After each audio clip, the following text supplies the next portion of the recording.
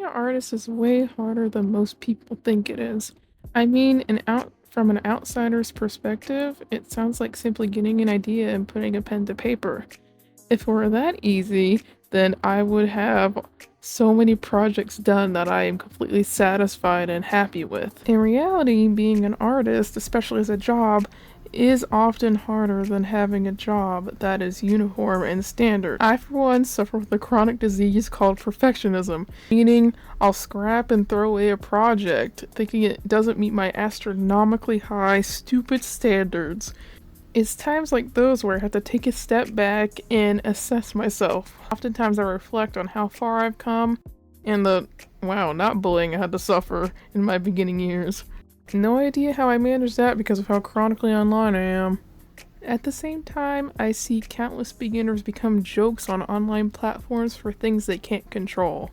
Being a beginner artist sucks. I'm gonna explain why in excruciating detail while also trying to find solutions on how to curb that crushing feeling of sucking and being miserable while trying to draw a bunch of lines. So whether you're beginner, intermediate, expert, or you're not an artist at all, how about you stick around? This may be important to you. First things first, why does it suck to be a beginner artist? And furthermore, what do I mean by suck? Well, I mean it's hard to be a beginner at anything. Whatever you start at for the first time, you're not going to be great at it. All the things that you see in movies and TV shows and anime about this person being extraordinary at this talent right off the bat, it's not realistic. What I'm trying to say is it takes years to develop talent. I mean, even professionals, it takes them decades to get where they are now. Everyone at some point was a beginner. Let's all admit that when we were beginning, our art was not great.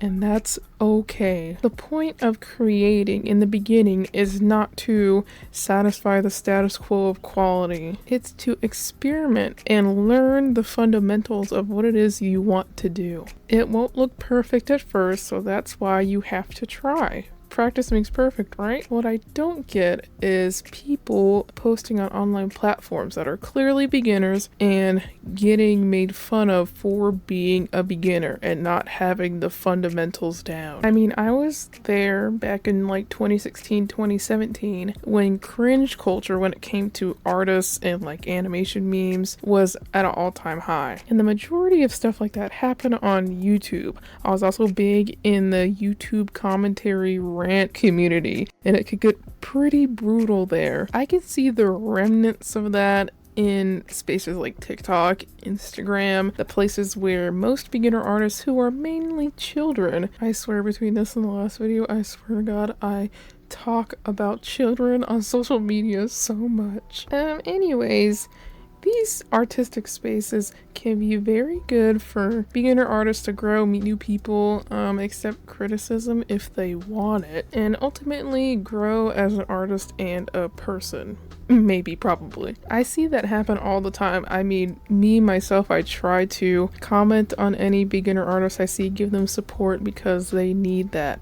It is very important to give positive affirmation to beginner artists or else they're going to be discouraged. And I feel like I see that discouragement happen way too often. I mean, I've seen countless times people on specifically TikTok, I'm going to be honest, get bullied off the platform for something that the community deems as like unappealing or not right, even though art is not supposed to have strict rules. It's about expression. I've seen so many controversies in the art community over what is and isn't okay when drawing. Like using 3D models in Clip Studio Paint is somehow cheating, even though modeling is used in even traditional art. Like it's a normal thing to look at a reference. It's a normal thing to trace, just as long as you're not tracing over someone's work or stealing, of course.